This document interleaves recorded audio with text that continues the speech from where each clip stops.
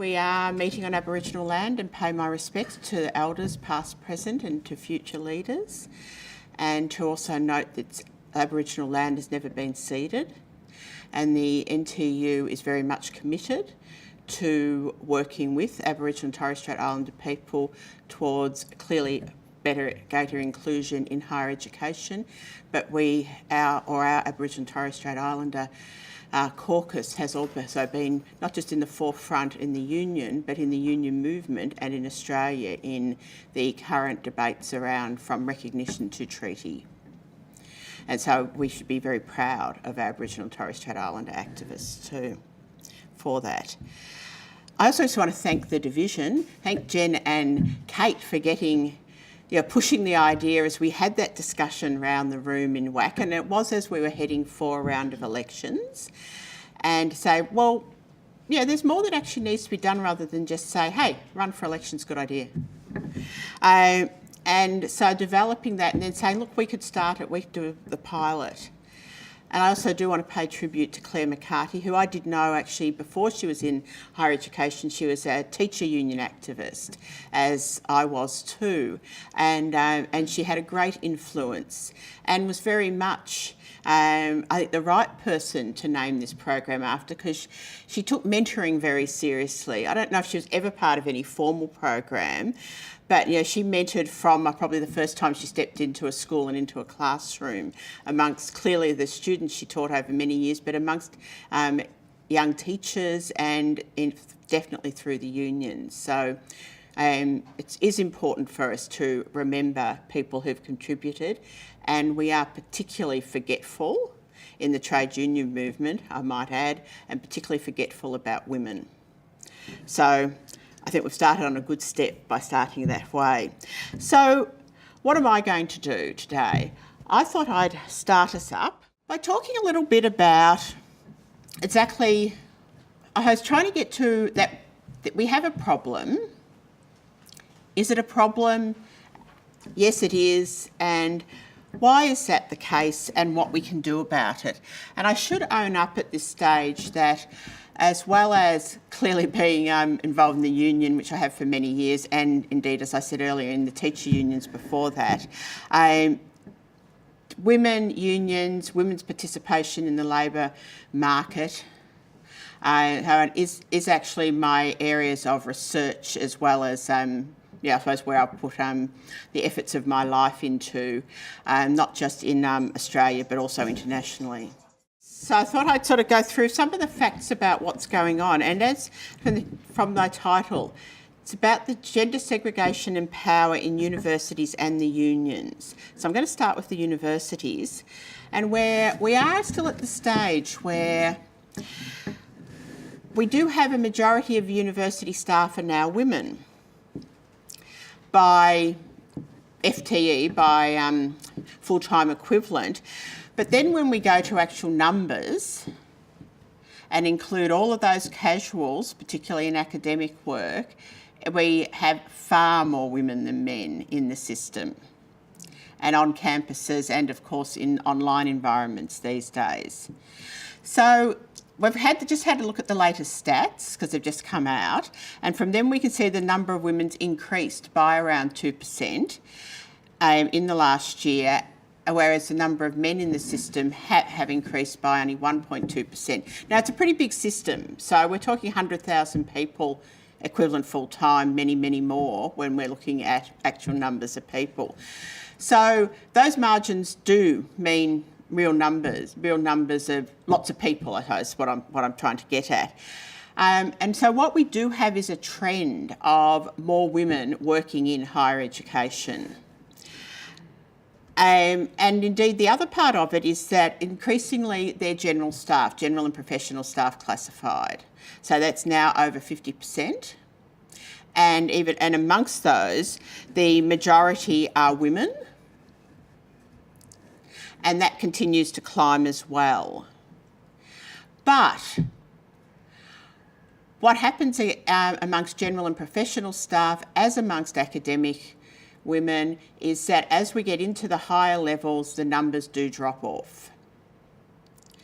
And so we still do not have more than around a third of the Vice-Chancellors are women. But if we look across at the management level, at the directors, so the directors that manage the professional areas of the university, there's not many women there.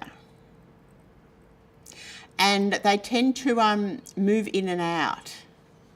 So having a bit of a look at it, women pursuing and managing to maintain the pursuit of a career is still hard work. The other tendency we've got at the moment is for men particularly, but women too, but it does seem to be a bit of a focus on its men being brought in from outside. So career professionals in the universities are, career professional women aren't getting quite the go that they should be, because we still have that phenomenon of somebody coming in over the top. So the sorts of things that professional staff have always complained about, I think is getting more problematic. And so for women who've been a professional staff member for many years, holds all the knowledge, has been working way through trying to get reclassified and so on, then finds herself with some under 30-year-old bloke that's just sort of been parachuted in from somewhere because he knows everything apparently, because he's about to do an MBA. Sorry to anyone who teaches an MBA, there's some very good MBA programs. Just sometimes a bit of a problem with some of the students in them. So another problem that we have at the moment is when we actually look at that, the reality that amongst teaching-only staff, now the growing area of staff is that we have more and more women predominating in that area. So if we actually look at the breakup here of where staff are, and so blues men, yellows women, and if we look particularly to the two of them I want you to note here. One is they're very rude in the education department stats. They have non-academic, actually means general and professional staff, who I have said are the majority of the staff in the universities, but are all classified just as non-academic. Pretty irritating in itself, and more irritating when there's more women in it. It's another way, I reckon, of hiding women and their skills and experience. But I also want to draw your attention to below level A, where there are pretty much getting towards just as many men are disadvantaged by the casualisation of teaching, but there still are more women in it and more women concentrated in particular areas, which does take us to the problem that we have a crisis of insecure work. And indeed, in looking at women's careers in universities, and we could apply this across many other areas of workforce particularly, and this is relevant to when I get up to talking about unions, when we look at the caring professions. So we are, and most of you are familiar with this, we're at a stage now where we have 4 out of 5 teaching-only staff are on casual contracts. At least half of the teaching's being done by casual staff. So it's estimated it's getting up towards 70% now. Only 4 out of 5 research-only contracts are fixed term, and that term is getting increasingly short. So it used to be you get employed for the length of a project, a funded project. Now it's getting down to 12 months. And people knowing they'll probably be re-employed but having to go through the process again. So that notion of life on hold, which was the name of an ACTU secure work investigation a couple of years ago, I think does demonstrate or illustrate just the very ways that people are having to live their lives, whilst of course having the massive responsibilities of working in higher education and research. So we're at a stage now where only 2 out of 10 newly appointed staff are employed on a permanent basis. Now that's pretty dramatic. That actually puts us in a worse position than other industries.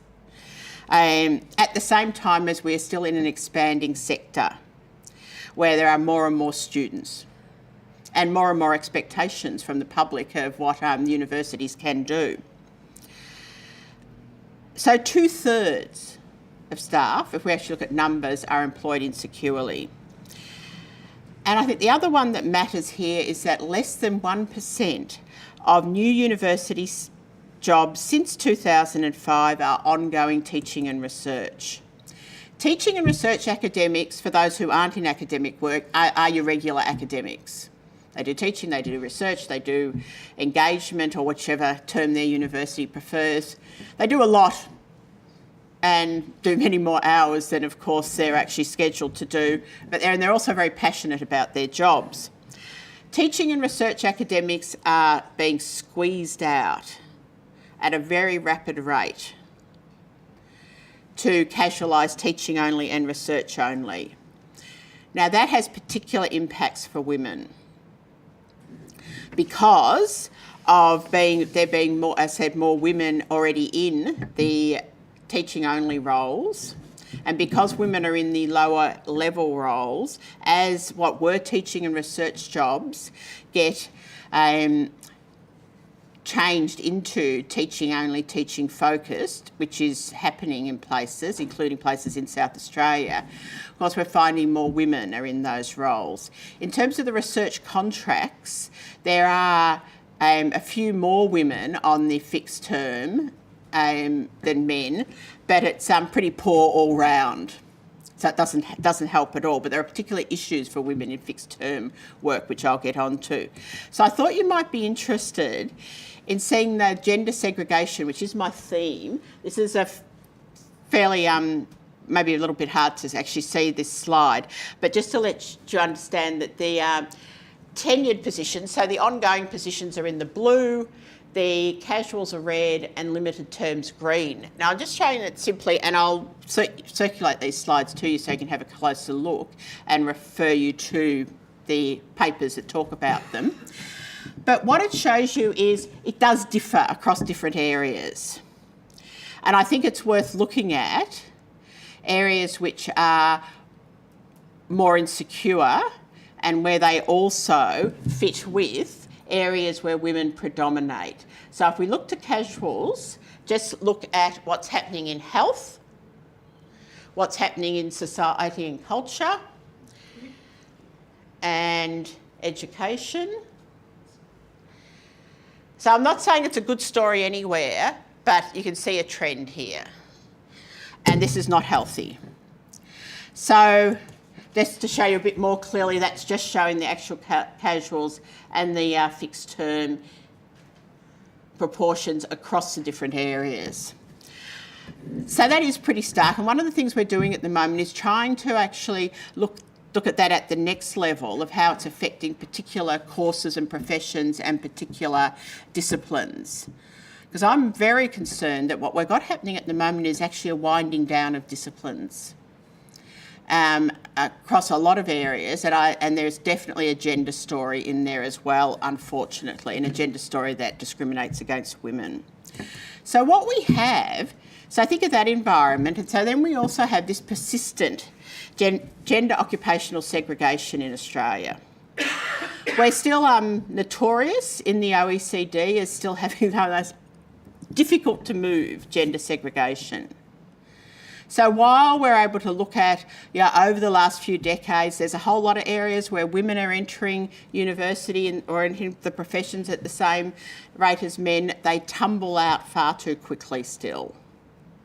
The persistence of staying in and trying to break down gender segregation is up against the persistence of the sorts of attitudes and structures that enable it to persist. So we have around 60% of university students are now women. Indeed, we have complaints about there's too many women on campuses. It's discouraging the men. That was the right response, yes. I just paused and let you do it. Which is, pretty amazing, really. There's still massive gender segregation in the courses chosen. We still have very few women doing, at the stark end, engineering in this country, compared to most other places. Even though it's considered an issue internationally and something the UN is addressing, is women making their way through in the STEM areas, through school, into university, into professions. Australia's right down there as having a really hard job of it. So in postgraduate engineering, there are more women coming from other countries who actually recognise and are getting encouraged to do engineering than we have within Australia. So there's a real cultural issue going on there. And we still have a few men in nursing. So it's still, even with the professionalisation of nursing, the numbers of men have not increased as they have in other countries following the same sorts of trajectories. So it does matter who is teaching, it does matter who is researching, it does matter who's running the place, because these are all the role models for new entrants, for younger women and men coming in as staff and as students. We still have a predominance of women in the caring jobs, and these caring jobs, whether they're in universities or whether they're across the broader workforce, of course, where graduates from universities go to work.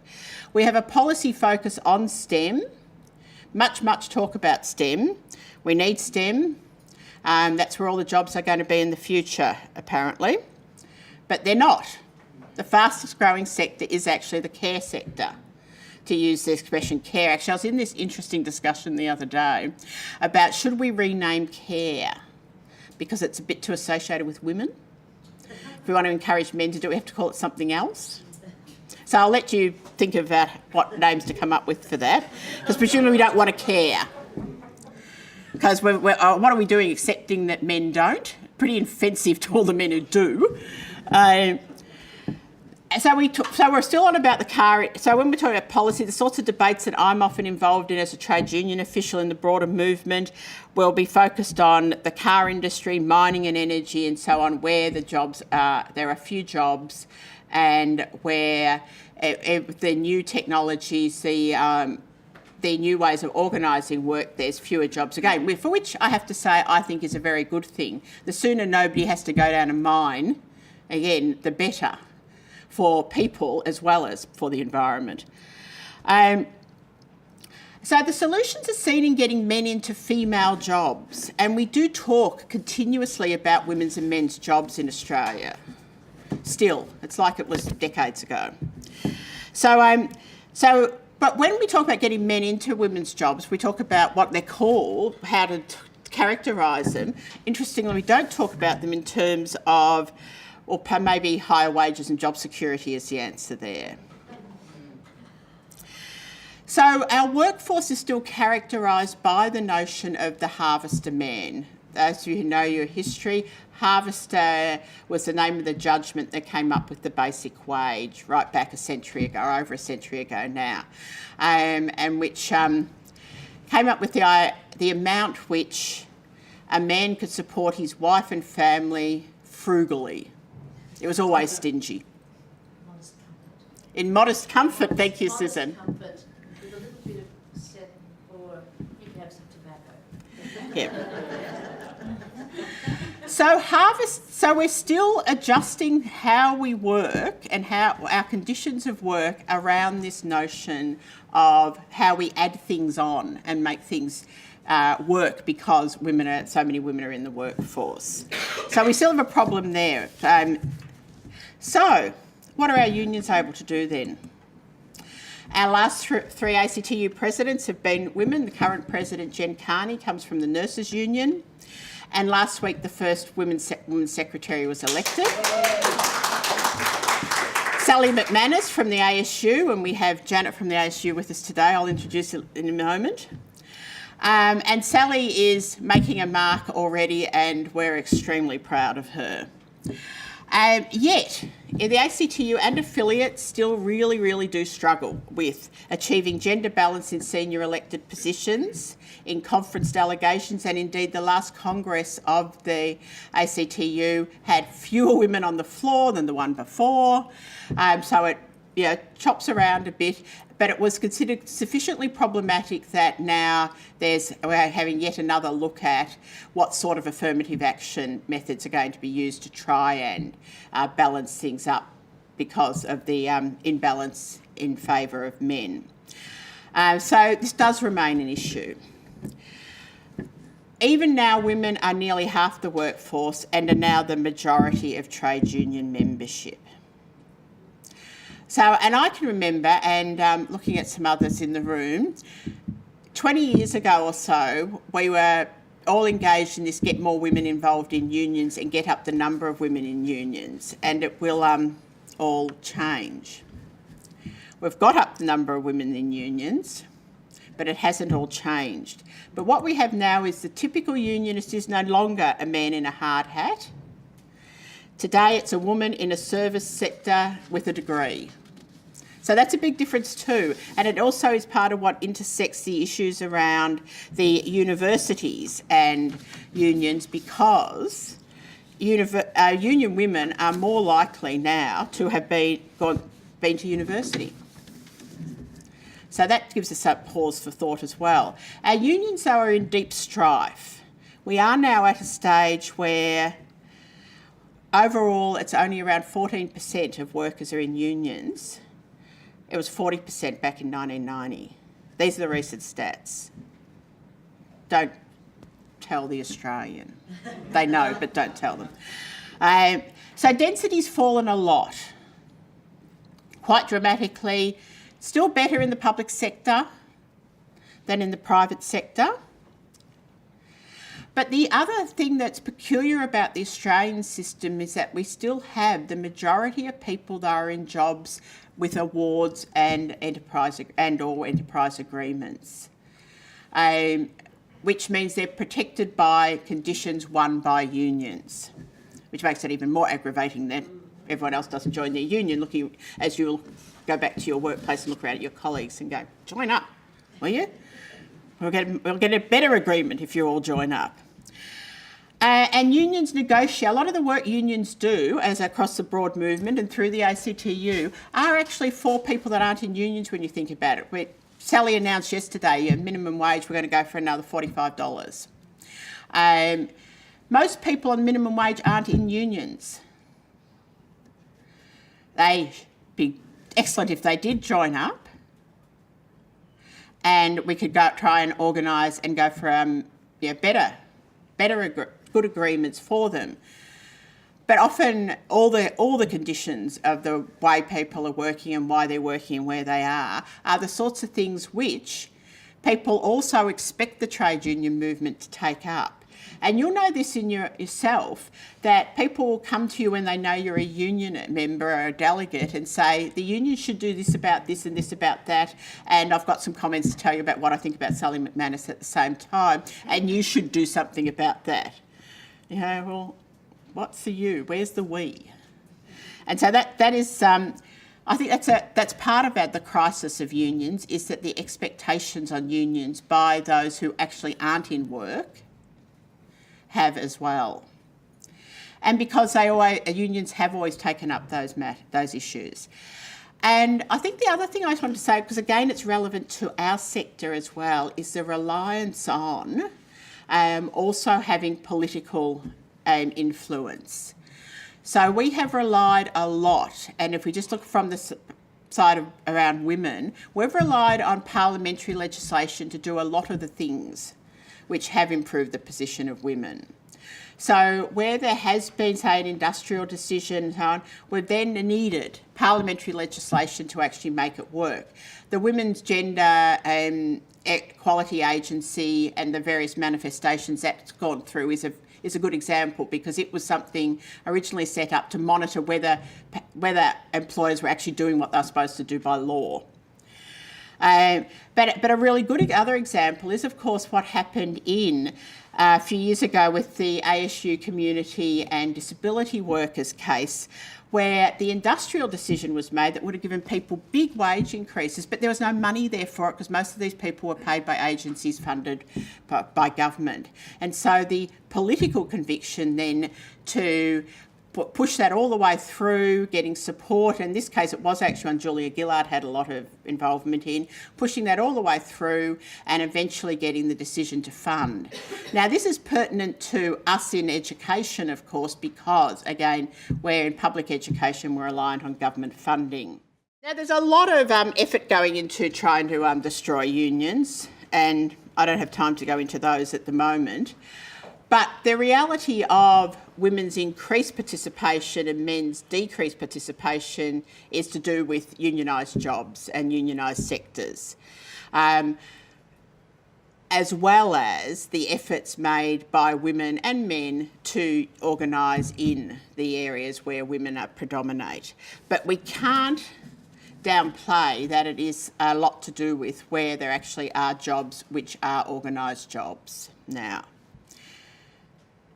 So we're still, though, in unions are in male-dominated institutions. Not now in terms of the numbers, but definitely in terms of who has power and how power is exercised. The last ACTU Women in Unions report found that where unions have specific strategies, specific ways of going about trying to address these things, it does make a difference. So the sorts of things that we have in our union, of having a committee that has power, that has a budget, that has staff attached, all of these things matter in whether even the good policies will actually work. But where they do, it does make a difference. Where women's concerns are specifically on the agenda, where the gender lens is exercised. So everything that comes up, and this is one of the jobs of our WAC, is to look at it and say, how does this impact upon women? If we go for this claim in enterprise bargaining, which looks pretty good on the surface, does it though have a gendered impact? Let's have a look at this. So that's a practice that we've worked at in our union, as well as, of course, taking up the struggles for paid parental leave, where we made breakthroughs which were then able to lead, our sector was able to lead across the country, which was really important. More recently, we have around domestic violence, been part of the group of unions and sectors that have been able to get some good provisions. And now we're taking that to the next step and looking at whether they work. Because we can cheer getting something in, but it's whether it works and whether it has any perverse impacts as well. So running the gender lens involves doing all of those sorts of things. In the NTEU, so in our own union, what's happened is we've slowly increased to the majority of our members are women now. And it is proportional to the workforce and indeed across general and professional and academic as well. So it is pretty much proportional. However, we certainly are not joining up younger people, women or men, at the rate that now younger people are entering the university staffing. That also doesn't make us peculiar amongst unions, but we should be showing some leadership in addressing that, though. So, the last elections, we ended up with nearly there on the national executive. Pretty close on the national councillors, so they're the people elected from each branch that go to the national council we have every year. And our national council is really important in this union because it actually does make the policy and the work program for the next year. So it's not just a showpiece or something. The votes there are the votes that then the executive's charged with implementing. Now at the branch level, if you look at all the committees, and I need to thank Terry McDonald sitting there, Terry Waves, everyone who hasn't met you know who's the Policy and Research Officer, National Officer, crunched these numbers and found that, so we have just probably pretty close, or actually a few more women on committees than men, but we still have men holding on to those branch president positions. Once they got them, they don't let them go. Just saying that for this room. Actually, it's fine, it's filmed, we can say it a bit more. And that's a problem. One of the other things we found, quite interestingly, when we did a bit of an investigation a few years ago, remember this, Terry, when we asked branches to have a look at their own practices and whether there were gender issues, and we had a bit of kickback of people going, not an issue in our branch, not an issue in our union. But we also had some interesting responses of some thinking about what actually was expected of presidents and secretaries depending on whether they were women or men. And one that came from at least 3 branches, none of them in South Australia, okay, were that women who were branch secretaries were finding that they were meant to be personal assistants to the president. Or their notion that, well, you'll be taking the minutes of the meeting, and you'll be doing these various supportive roles. And indeed it's been our organising staff who've jumped up and reported that these are issues because they are assuming you're doing things differently. So I think some of those sorts of things are quite interesting. So what we do have is women in positions, but maybe some differences about how we look at them. So that was the slide that didn't work, but I'll send it to you. Universities and unions. So this is my conclusion on them. Both are non-traditional areas of employment for women, except in secretarial pools. There's women who have worked in union head offices for years and years and years and years, and have never had any, and know everything, and have never had a say in things because they're actually the receptionist or the person that has a particular admin role. Unions are particularly a site for male working class power, so they hold on to it. Universities, of course, have been a site for upper middle class men to hold power, and in both cases they've gatekeeped. It was unions that kept women out of the trades up until the 70s. It was the men in the professions and in the universities that kept women out of the professions. Each profession had to be a struggle for women to get into it, which meant women had to get into university as well, and then to actually pursue the professions. So there are some commonalities there, not that those two sets of blokes would tend to sit down and talk to one another about them, which is probably a good thing because it means then they don't collaborate. But both universities and unions are today supposed to be and do have values of inclusion and of equality, and they're, I think, the things that we have to throw to all the time. So I'll just finish up with why has it been so terribly difficult? And Sharon Bell and Lynn Yates, who have both been terrific advocates and researchers for women in the universities, they 20 years after being involved in trying to get women into science and all sorts of affirmative action and other programs to try and improve the participation, as I said, in a lot of areas didn't shift. So they had a particular look at chemistry and IT as two particularly difficult areas for women. And so what they said they were doing was trying to understand this wicked problem that appears to repeat itself in successive generations of women in science. Disadvantage which just seems to keep happening and affects the research science workforce. Now we know this matters not just because women should have opportunities to work in these jobs, but it matters because of what gets researched. So it's a massively important problem, but women are still losing out once they get their degrees, do the postdoc, and then things start to fall apart. And that happens across in other areas as well. We still have, when people talk about the gender pay gap in Australia, still hangs around 17%, we're having trouble pushing it. It is 10% in higher education. In some universities, when we did some calculations a couple of years ago, it's a bit more, and a few a bit less, but it still hovers around 10%. And you might say, why? Don't we have equality across the board? Well, we don't. We do and we don't. Because we do have, as soon as you start investigating, and there's been some recent research on these things like performance bonuses, men. All sorts of performance type of thing tend to be in areas where men are and then men get them. So it's both, they're there and then they get them. The persistence of occupational segregation is massively influential. Massively. So with graduates, so say about the gender pay gap for graduates coming out of universities, when they start out, it's at about 3.4%, which is pretty crummy too.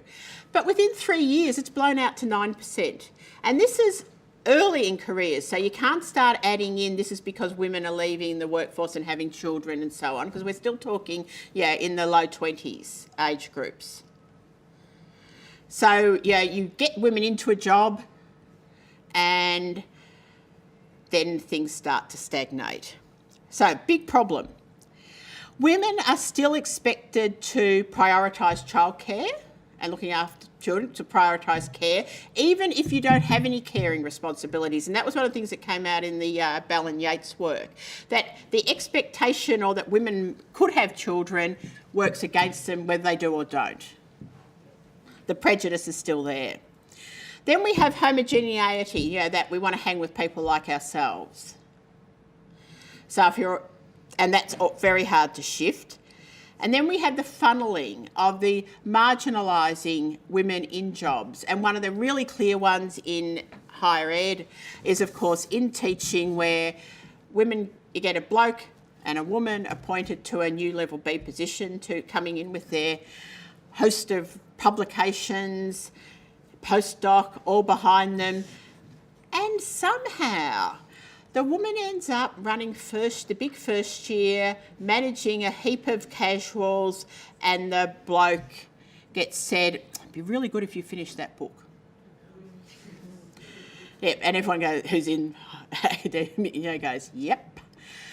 And amongst the general staff, same sorts of things happen. The work that it takes time and acumen and all sorts of things, women find themselves in, while it said, oh, look, you look far too busy doing that. We'll send him off to the committee where he will get noticed by the director.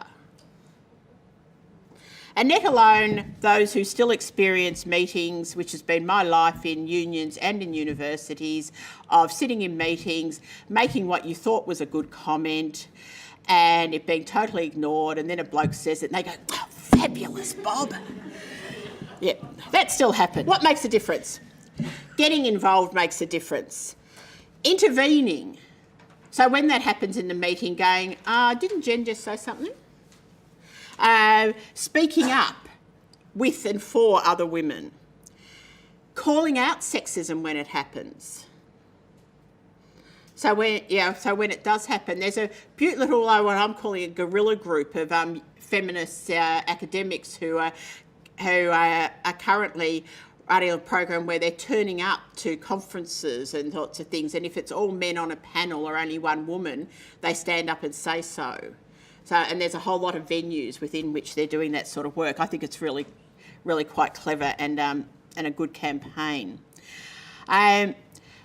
What else do we do? Developing the networks, having activities, getting people chances to get to know one another, to find where it's not me, it's actually happening to others as well. All those things matter. Insisting on policies actually being implemented. Supporting the Women's Action Committee reps in this case in South Australia, but in divisions. Supporting them to be heard at the divisional level, to be involved at the branch levels. Ensuring that gender's always on the agenda, and of course being part of this program. We have supplementary elections. Elections aren't everything. Of course they're not. But there is a reality that it does help to get on branch committees, and we've got supplementary elections because people for some various reasons have had to drop out of a position or nobody nominated in some cases. So there are some elections about to come up, and I don't know exactly what the South Australian vacancies are because the Electoral Commission's just setting the dates and so on at the moment. So that's something to look to in the immediate.